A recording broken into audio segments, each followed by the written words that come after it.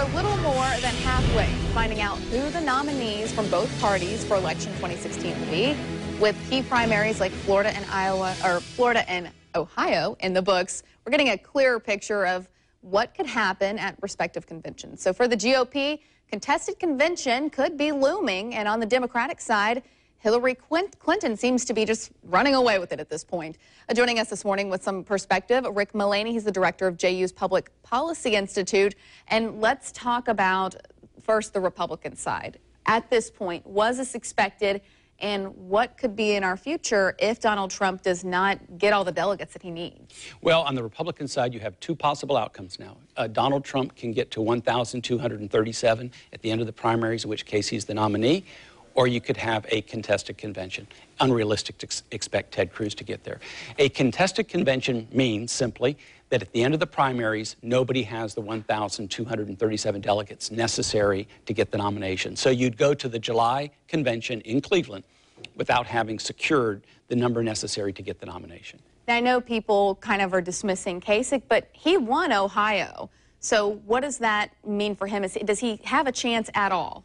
Well, first of all, his win in Ohio was really significant. That's the reason why there's the possibility of a contested convention. If Trump had won Ohio, he really would be in position to secure the 1,237. So it was a big victory from that standpoint. Not as big a victory from the standpoint, realistically, of John Kasich getting the nomination. In a contested convention, it will most likely be one of the last three standing: Donald Trump, Ted Cruz, or John Kasich. John Kasich would be a long shot. He needs to win some states. He needs to win some delegates. He's going to try to be the compromise candidate if there's a contested convention.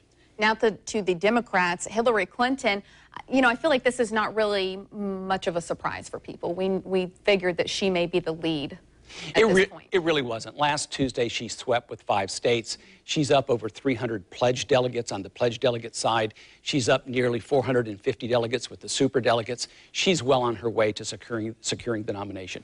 Bernie Sanders has been a force, powerful message. On Tuesday, they have 3 primaries coming up. He's going to try to right the ship a little bit and gain some momentum, but he has the money to hang around for a while, so he may be there. His purpose is to drive a message, and he's been very successful. He's reshaped that race. He's pulled Hillary Clinton to the left. Powerful message, but little chance at the nomination.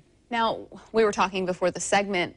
What if things go bad for Hillary Clinton? I know you mentioned maybe the FBI and some things that are going on for her. Could there be something that comes up and we're like, hey, she can't do this anymore? Although it's unlikely, there is this investigation by the FBI into the private email server. I believe in May they're going to make a recommendation to the Justice Department. And there's a lot of speculation about that. And you know that one of her staffers was given immunity to get their testimony. So although it may be unlikely, that is the one piece out there that's an unknown. If there is an indictment, that would change everything. You'd begin to hear then about Joe Biden. Right. Do you think I mean, how possible is that? I don't think it's likely, but I do think the allegations are very serious. Secretary Clinton likes to say that other secretaries of states have done this. In fact, she's the only secretary who's ever had a private email server in her home. A lot of classified documents. It appears some of it may have been broken into by China or Russia or others. Not as secure as a governmental email server. Big issues, very serious issues. It's not the same as Benghazi, although the two get confused. So laying that aside, if that does not happen, she is on her way to securing the nomination. But that is the one variable out there that no one knows the outcome to just yet. Now, as a Florida voter, we're done for our primary here. But what can we do from this point on before the actual election day to stay informed really on both sides of the spectrum? Because now I kind of feel like, okay, we're done. Now we just wait a little while, but what can we do? Well, let me say this. In Florida, we're far from done as far as this goes. Come November, the person who wants to occupy the White House has to come through Florida. About 40 states, you know what they're going to do. Everyone knows that California is going to be Democrat. Everyone knows Texas is going to be a Republican. New York will be Democrat. And so therefore, Florida is the big prize. Lots of electoral votes. It's a purple state. So for Florida, the whole state should stay very engaged. You're going to see both nominees coming through Florida because Florida is the key to securing the White House. All right, so stay in the know. And this Tuesday, 3 more primaries as a hunt for delegates continues. We have Arizona and Utah. They're going to hold primaries for both parties. In Idaho, only Democrats will head to the polls.